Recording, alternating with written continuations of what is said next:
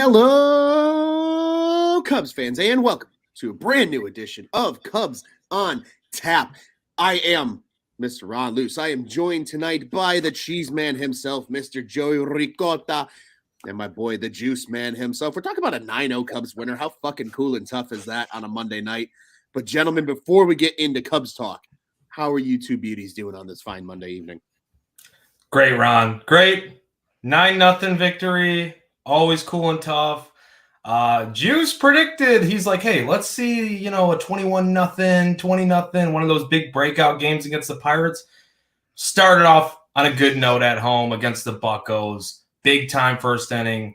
Put up a huge crooked number. A snowman, as Pat Hughes would say. So, yeah, I'm doing good, man. I hope you guys are doing good, too. Juicy Juice, how you feeling, buddy? Feeling good, man. It feels good when a plan comes together and you can just CLF them right off the bat. Crack them, lock them, fuck them, Cubs win. Gotta love it. It's a good time. I will say my balls are hanging a little lower tonight with my Fly the W pick and Wilson Contreras too in this one because holy shit did he look good. But guys, I mean, first inning was really where all the fireworks were. I mean, 8 runs in the first inning. Obviously, all of that capped off by the Wilson Contreras grand slam. He's only like the 5th leadoff hitter to hit a grand slam in the first inning since like 1974 or some crazy shit like that. I thought I saw on the broadcast tonight. A fun little fact. First to do it since George Springer did it back in 2016 for the Houston Astros. So kind of a little fun fact there with what Wilson Contreras did tonight. But guys, I think that's a great place to start the conversation here. Obviously a huge win. We'll talk a little bit about the pitching because Wade Miley absolutely fucking shoved. But, dude, Wilson Contreras, game in and game out right now, is just he's begging the Cubs to extend him. 906 OPS after tonight's game. That just gets better off the number that Taylor McGregor said before the game, and she tweeted out, among qualified catchers with at least 100 plate appearances in the major leagues this year, Wilson Contreras is by far and beyond the best in terms of OPS. He had an 872 coming into action tonight. Obviously, as we mentioned, that's already above 900 now because of his double and his grand slam. But guys, like he's literally outplaying every catcher in the big leagues right now. Like JT Realmuto can't even sniff his jockstrap. It's that crazy. So I'm going to open the floor up to you guys. How are we feeling about Wilson Contreras right now? Excellent.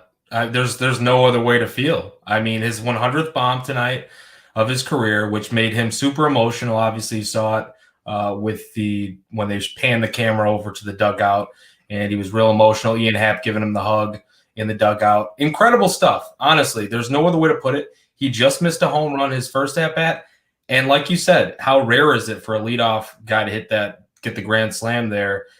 Because you don't get the opportunity most of the time when you're a leadoff guy. So that just speaks to the productivity of the lineup tonight as a whole. But Wilson Contreras, like you said, not going to cover off the ball, the OPS and all that. He's the most valuable catcher in baseball, in my opinion, this season, not just from the hitting standpoint, but, because he is such a good defender and a game caller, and he really controls the team. He's the leader of the team at this point. There's no ifs, ands, or buts about it. It's Wilson Contreras' team, which is why we should be looking to extend him, if we're being honest. And I don't know if we want to get into that entire conversation tonight. We probably don't. But, you look at that, you hang them, we bang them. You can't make a mistake to Wilson Contreras right now. There was an absolute moonshot. He had 2 of the 4 hardest hit balls of the night tonight, and the 2 furthest distances because of his first at-bat in that inning. So Contreras is playing out of his mind, and you just love to see it. Yeah, he's aging like fine wine right now. He just turned 30 years of age, and he's arguably playing some of the best baseball of his entire career. Juice, how are you feeling about old boy Willie? Everything Joey just said is spot on. But the fact of it is you just said it. He's 30 years old, and Cub fans are going to be extremely disappointed when he is traded. Because if they don't contend, they are going to trade Wilson Contreras strictly because all the things Joey said. He's hitting. He's at a prime position for hitting. And you can't find a lot of guys out there.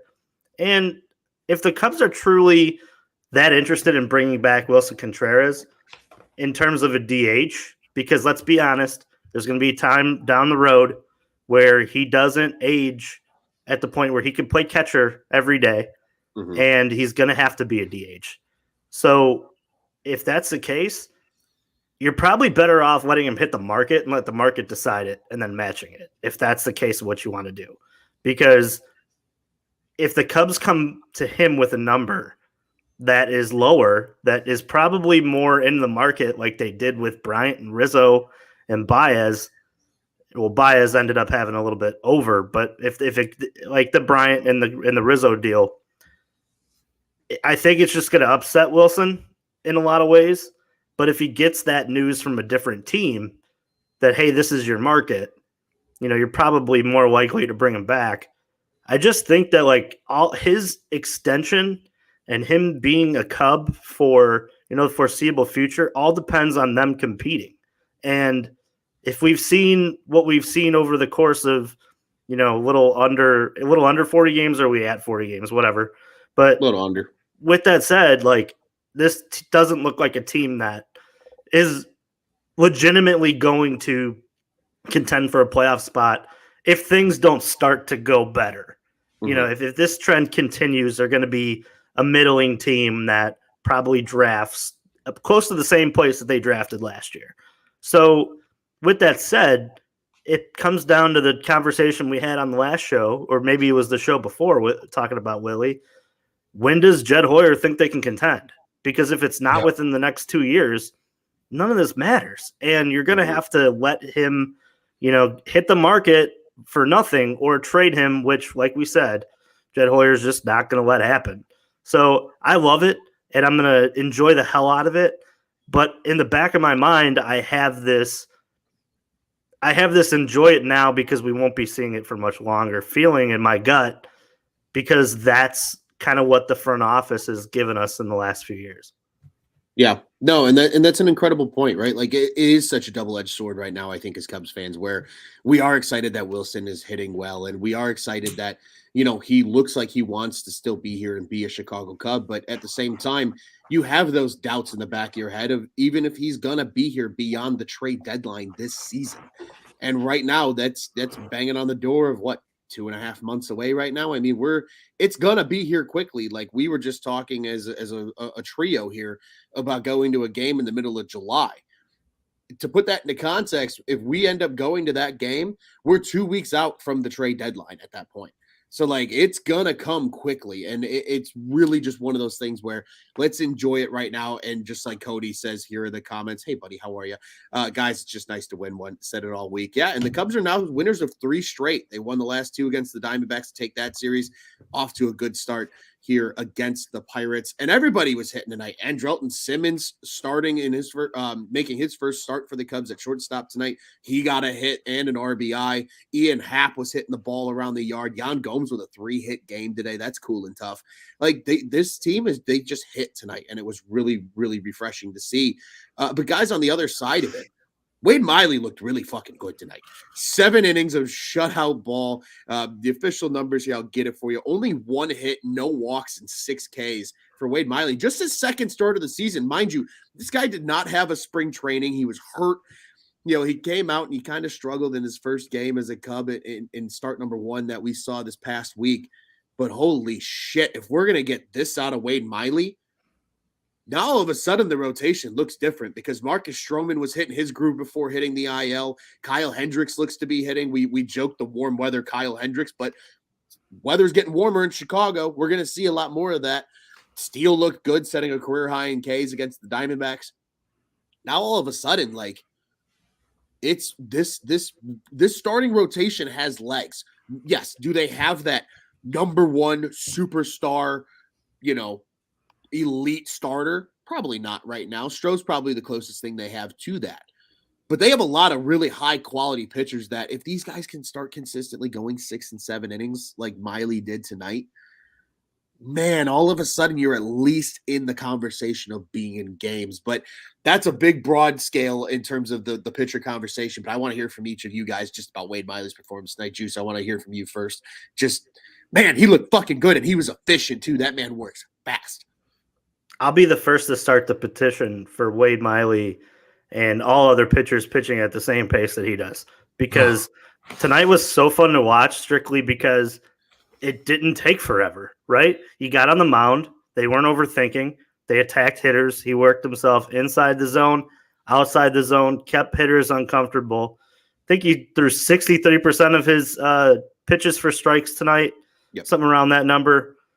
Crazy. And you hit the nail on the head. If they're going to pitch like this, they got a chance, because let's look at what's going on in this division. There's a lot of winnable games, and games that if you just bring your starting pitching and you have this bullpen that like we talked about, I think is much more of a strength than a weakness.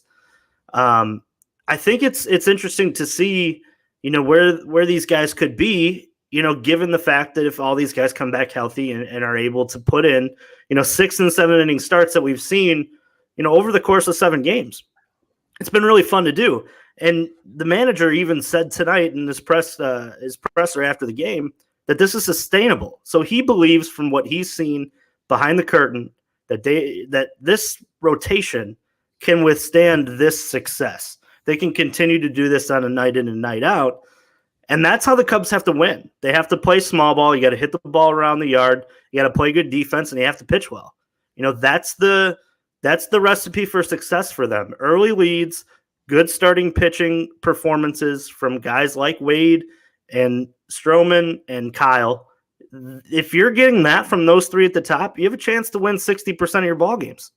And you're going to mix in a bullpen day or a good start from Smiley or even Keegan or Justin Steele, as we've seen a couple nights ago with the 6th inning 10K performance.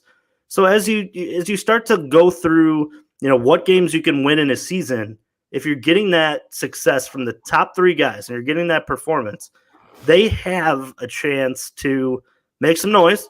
And maybe that's the way you keep Wilson Contreras on your roster. So that's kind of the round out for me. If they keep pitching like this, I'm gonna start eating a lot of crow on this show. But the thing is a lot of these guys are they can't stay healthy. Kyle Hendricks has taken a step back, and I love what I saw out of Wade Miley, but we have to see it consistently, just like we saw last year. He was in the top 10 in the NL in terms of, I think it was wins above replacement as a pitcher and an ERA. So go at it. I'm happy. Build on it. And now it's the turn for the next guy in line to take that baton and run with it. Try to match his last performance. And if they're able to do that and get that competition within themselves, because in 2016, that's what was happening. Yeah. John Lester would pitch. Arrieta's after him. That's what was happening each and every night. And all these guys were competing with the game within a game. So adopt that. And David Ross saw it, and he was in that room. And that should be what he's preaching for these stretch of games. Because like we said, Ron, on the last show, got to make them up. These are the games you got to win, and you got to get within 3, 2 games, maybe 4 games here. Yeah, absolutely. First off, we'll crack them real quick here on a Monday night. That's a victory beer for the Cubbies tonight, or in this case, a victory Texas Ranch water. But nonetheless, I mean, Joey, Wade Miley looks good, and I'm going to say it right now. I think we all kind of alluded to it at different points in the offseason, and this is where I want you to pick up and run with it, buddy. I'm gonna pass you the metaphorical baton here, just like Juice said. Wade Miley might be the steal of the offseason for just claiming his $10 million contract from the Reds if he's going to pitch like this on a night in and night out basis. Yeah, I mean, the Reds just didn't want to keep anybody, right? It just felt like they just wanted to cut ties wherever to save money. And we talked about this on a past show about how, they basically didn't want to have enough beer, have enough hot dogs for people because of how much money they were not wanting to spend this year. But yeah, he really could have been a steal of this offseason. He proved it tonight. 7 innings, 1 hit, 83 pitches. I'm not convinced that he couldn't have went the distance if he was more stretched out. This was only his second start of the season, I believe. Mm-hmm. So, and he didn't last long in that outing, and I don't think he worked up past a certain pitch count in the minors with his rehab stint. This is like him being this dominant tonight. I mean, let's talk about it.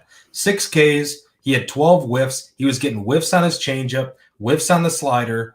He looked really, really good tonight. I mean, this is a Pittsburgh Pirates lineup that you could talk about and say, yeah, they're not one of the best lineups in the league. But what they don't do is they don't strike out a ton against left-handed pitching. They're seventh lowest in strikeout rate against left-handed pitching. What Wade Miley did to them tonight, that was like, this is a veteran, and do not fuck around with this man. Like, you know, you need to come up there with a plan and an approach to really. He was locked in, man. He was hitting corners. He was fading it in and out of the zone. He really looked really good. And I'm not going to go over the top and say like he's an ace. He's not that. We know what Wade Miley is. He's been in the league long enough, but he can be a very pitcher and a guy that can give you 6 and 7 innings consistently, because he's done that in the past. And he was really pretty good last year for the Reds. He's had these stints throughout his career where he's been good like this. And I think a lot of it, his struggles has been because of injuries in the past. So let's see. Like Juice said, you know, you're breeding this type of competition, and now you got Alec Mills, who's going to be throwing live BP here coming up. They've got guys that could potentially be coming back soon with, you know, obviously Stroman, these other guys that you still have. Smiley in the rotation. You've got, who's been pitching pretty well too, Hendricks. It looks like he's turning it around now. Competition usually brings out the best in players. Like, that's just what it comes down to with all sports. It's not just baseball. It's not just pitching. It's the truth of the matter, because if you do not step your game up when there is competition, there's other guys pushing you, then we see who folds under pressure, right? That's how they weed out the guys that are going to be with your team during the playoffs. You know, maybe this team doesn't make the playoffs this year. I don't know if they're going to go on that crazy sort of run. I really don't know if I see that in this team. But you never know with this type of pitching. If they are competitive, and say Caleb Killian comes up and they had 4 guys that are, I know, Ron, that's your boy. They have 4 guys that are like locked in as the guys. Caleb Killian comes in there, steps in. It's not like a ton of pressure, but he's that guy that puts you over the top. Look at the Mariners. George Kirby just came up. Kirby's pitching excellent. We're actually seeing some more guys, these youngsters around the league, come up as far as pitchers go, and they are pitching pretty well early on. And usually you don't see that. The pitchers usually struggle early, but the guys are so damn good in the minors now that are coming up, these prospects like a Caleb Killian, who's been dominant in the minors. Who's to say that he doesn't come up there and just excel right off the bat? And I'm not trying to go all the way down the waters of our entire pitching staff, but from what Wade Miley showed tonight, really good. 36% CSW weight rate. That is very, very good, guys. That's not a rate that you see from a 5th starter that's just tossing up BP. Like, that's a guy that he was on his A game today. Yeah. Yeah, and like you said, he might not be the prized Mustang of your group of horses, but you're damn believe he's still a good looking stallion there in the middle in that 3 spot, and he gets the job done tonight. They did it, and he looked incredible. I agree with you, Joey. I absolutely think if he's more stretched out, he could have gone the distance tonight. He had it in him. Working efficiently, moving quickly. Like, Wade Miley just strikes me as a guy that I want to have a beer with and just crack a cold one and just bullshit about stuff. And I want to know why he works so quickly, because I do enjoy it. I do enjoy kind of you add a little bit of pace to a part of baseball that people think is a little too slow at times. And that's just the general people. I'm not, what do you mean, you people? That's what this, right? Like, it's just, there are people out there. It's the old, like, not to just switch sides of town, but the old Mark Burley, right? Yeah. Mark Burley, super fast worker. I used to love watching the Sox games when he was pitching, because I'm like, holy shit, we're getting the Sox game over with in 2 hours, right? Wade Miley, the hairdo, the quick working, he's got it all working. Yeah, Wade Miley's got it going on, and he had it going on tonight. Huge win for the Cubs, guys. Just a couple of quick other notes again regarding the game. Quite a few guys with at least a single base hit. The only guys not registering a base hit were VR, Vargas, who ended up checking in, and Wisdom. 3 hit games from Ian Happ, and Yan Gomes, a 2-hit game from Wilson Contreras before he was ultimately just hanging out and chilling, getting DH tonight. I really think that's been a big reason why he looks so much better is just that ability to save those legs. And I think also having Jan Gomes, they talked about it very extensively on the broadcast tonight too, that just having the confidence, knowing a guy like Gomes, who's a professional, he's a good defensive catcher, he's got the bat that can be supportive to a guy like Wilson. Night in and night out, no matter who's catching, they're getting production from that catching spot. And then more often than not, it feels like the other guys sometimes in the DH hole and still getting good at bats. So, the catching position right now for the Cubs, certainly a strength. And kind of going back and tying the bow on what we said earlier and bringing up what Cody said, enjoy recent, but he agrees with you, Juice, is Cody here. What would the plan be at catcher if they do get rid of Wilson? Because there really aren't any guys with Amaya's delayed development that would be ready. And I challenge any of us here that are feeling writing, I need to write something this week, and that might be a good prompt for me, is what is the plan if Wilson Contreras is traded at catcher for the Cubs? But nonetheless, boys, these wins are good. Juice and I always joked about it last season because usually we would get stuck on these kind of games. It's hard to bitch. We can't run 40 minutes because we can bitch about everything that happened. When you win 9-0, pretty convincingly, it's you take it, you smile, you just keep the night moving. So I do want to turn it back over to each one of you gentlemen. Any final thoughts on this 9-0 victory over the Pittsburgh Pirates in game 1 of this 3-game set at Wrigley Field? We're having too much fun, Ron. We're just having too much fun at this point. Okay. We didn't know we could have this much fun this season. Final thoughts, I guess Ian Happ continuing to rake from the right side of the plate. And what was he, 3 for 3 tonight? So Ian Happ, man, great night for him. All around, just I love what I saw even defensively from Andrelton Simmons. I mean, kind of as advertised, right, defensively. And then he had that swinging bunt RBI single. It's kind of crazy. On the score sheet. It counts. And I agree with you, man, on the Jan Gomes thing. Right now, let's be honest. The Cubs really could use his bat in the lineup every day if he's going to hit like this. If it's Jan Gomes and Wilson Contreras, whoever's catcher DH, I mean, I just want to see. That's the whole thing that's my main reason why I don't want to see him traded is because Wilson Contreras, dude, what could he do in a full season with a guy that's been catching? We've talked about this, but what's his stat line look like at the end of the season as a Cub? I want to see that stat line as a Cub. The fan in me wants to see that, and it's cool. I could definitely see him being traded, though, and that's the hard part about this whole thing. But enjoy it while we can. Absolutely. Juice, what you got for me? Yeah, enjoyed tonight. And just to start the conversation on if he were to be traded, it's not just a set idea that if a prospect, comes into your system as a certain position that they're stuck there. Wilson Contreras is the clear identifier that came up as a shortstop, and they converted him to catcher. Now, I'm not going to say that's easy, but with a lot of middle infielders and a lot of guys in the outfield on this roster in terms of the farm, it's very, plausible to think that they maybe have already identified a guy that they're going to convert to a different position. But with that said, no, I liked tonight. I did. I thought that, in terms of a quick baseball game with, the knockout punch early, it's exactly what we talked about on the last podcast. Come out, get an early lead, and get some guys who, have pitched a little too much, some needed rest. And I think that's just the icing on the cake for tonight's win. And I'm excited to watch tomorrow, pick up the baton and compete for the next one as well. Let's take all these games while we can and win some ones at home because they've been god awful at home. And it's just nice for them to come out and win one. That it is. It's just nice to get wins. 3 in a row, baby. We're going streaking. I'm not going to rip my clothes off on the broadcast. I don't want to scar anybody for life. But come on, Ron. We're going streaking. No, you don't. I promise you don't.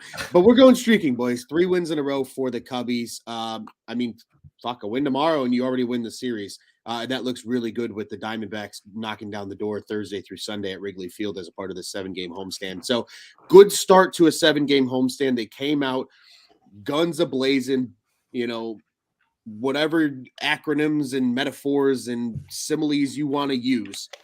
The Cubs came to play today. Big 9-0 victory behind an excellent pitching performance from Wade Miley, and the bats just being hot early, and that's all they needed. And they just rode that all the way to the end of this game. But we will turn our attention guys, to tomorrow as the Cubs and Pirates do battle yet again at Wrigley Field. I haven't done this in a while. We haven't done a single game preview here in a little while. So, but we got Pirates at Cubs tomorrow. It's a 6:40 start here in the Chicagoland area, May 17th, 2022. You can catch this game between the 15 and 20 Pirates and the 14 and 20 Cubs in the Pittsburgh market on KDKA FM 93.7 or AT&T Sportsnet Pittsburgh. And if you're in the Chicagoland market, it's WRTO 1200 or 670 The Score on the radio and Marquee Sports Network on your television sets. For the Pirates, it will be right-handed pitcher JT Brubaker on the mound. He's 0-3 on the season, 5.34 ERA with 33 Ks already throughout the year. And on the bump for the Cubbies is the man himself, number 71, Keegan Thompson. He's 2-0 with a 1.67 ERA and 22 Ks, getting the spot start as a part of a quote-unquote bullpen day for the Cubs as that rotation continues to get healthy. Joey, you mentioned Mills throwing. Still waiting on getting Stroman back. But again, once this rotation's fully healthy, guys, certainly a lot of big guns, and then that kind of allows Keegan to slide back in to his multi-inning role coming out of the bullpen. So, gentlemen, I will turn it over to each of you. Obviously, we already did our Fly the W picks for the series. Makes things a little easier to handle when it's series by series. Again, I'm gonna let my a little BDE here, and I'm going to say my Wilson Contreras pick looks really fucking good so far through one game. But guys, a little bit of a preview going into tomorrow's game between the Pirates and Cubs with Brubaker and Thompson on the mound. Joey, let's hear from you first. Yeah, Brubaker's a guy that's flashed some potential. He hasn't been that great this season overall, but he's a 5-pitch pitcher. He mainly throws sinker slider. But he does have 5 pitches to work with: the curveball, the 4-seamer. I'm forgetting the other pitch off the top. A changeup is the 5th pitch. But mainly, though, slider, sinker is what you're going to see. He tries to tunnel those 2 pitches and work against lefties too. But I don't know, man. Just same thing that we did tonight. Like let's hit him early. You got to pound him early. You do that in the first inning or something similar to that. Like say it would have ended with 2 runs there. After the Yan Gomes, I believe it was the Yan Gomes hit that made it 2-0, if I'm not mistaken. But I could be mistaken about that. But either way, man, if it's 2-0 at the end of 1, I'm feeling good. Keegan Thompson should be able to roll through 3-4 innings at least. Like he's shown the 3-4 innings is kind of his wheelhouse, just coming out of relief and doing that kind of fireman role, the long relief type special. I feel pretty good about him. If he gets through the first, I think that first inning could be a little bit rough for him at times because I don't know if it's psyche or whatever it is with starting. Mm-hmm. But, if he gets through that first, he should be able to get through 3-4. And I feel good about the bullpen got a rest day today, basically, because of Michael Rucker going 2 innings at the end of that and Wade Miley, obviously, giving you 7 innings. Much needed rest day for the bullpen because Rowan Wick was throwing a ton. Keegan was another one that was throwing a ton, but Scott Effross, Givens, all these guys have been used quite a bit. So feeling good about the bullets available for tomorrow. Yeah, lots of bullets in the chamber for the Cubbies out of that bullpen. Juice, what do you got for me as a preview for tomorrow's game? Same thing as today. Like Joey said, get up early. It's the type of team that if you get up early and they're young, they may quit.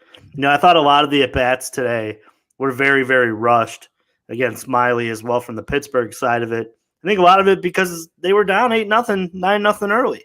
So get up early and then just let the bullpen do its thing. Pitching with the lead, this bullpen, I know all 3 of us feel very, very comfortable with the fact that, these guys can hold a lead and get it to the end and, fly the W yet again. And like you said, let's get back to 500 and then we'll take the full landscape of what the NL Central is, and we'll go from there. And then you're going to have to start beating the good teams. You're going to have to start beating the Brewers. You're going to have to start, they play the White Sox again in a 2-game set. Be nice to go over there and get those as well. So just keep playing good baseball because they have over the span of the West Coast trip and now this first game here on the home stretch. Let's continue what we've been doing over the span of 7-8 games here. Absolutely, I completely agree with each one of you guys have said. And gentlemen, just win, baby. Give me some Al Davis vibes here. Just win, baby. Let's make it 4 in a row. Why not? Why not get up early and often on this Pirates team? Why not take the first 2 games of the series right away? Get a 3rd straight series victory right out the gate. Maybe you go for a sweep then on Wednesday. And then again, a team that we just said it. I was outside of a bar talking to you guys, maybe a little over 24 hours ago, literally about this exact point. You should have swept the Diamondbacks. You got them coming to town for 4 games this weekend. This is the perfect opportunity for this Cubs team to inch back toward that 500 mark, like you said, Juice. But it all starts with tomorrow. You got to get 1 before you can get 2. Let's go get a W tomorrow here on Tuesday night at Wrigley. I think the weather's supposed to be pretty nice here in the Chicagoland area. It's going to get even better as the week goes on.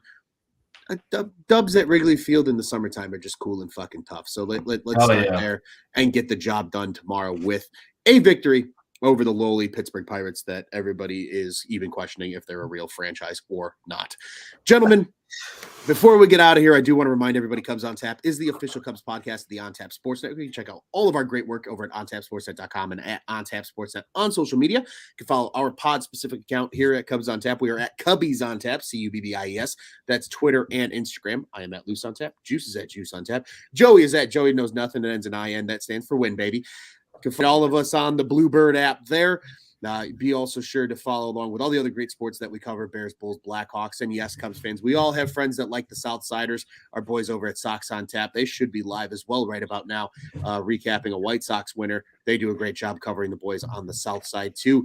Bets, golf, you name it, we've got it here at On Tap Sports Network. So make sure you go to ontapsportsnet.com and at ontapsportsnet on social media, because the On Tap Sports Network, you can go ahead and check out what's on tap in Chicago sports. Gentlemen, it's always a pleasure being on the microphone with you guys talking Cubs baseball. It even gets just a little bit better when it's the Cubs just shit kicking the Pittsburgh Pirates 9-0. And what do you say, boys? We get out of here the only way we know here at Cubs on Tap, especially after a W. Let's go Cubbies. Fuck the Cardinals. Let's go Cubbies.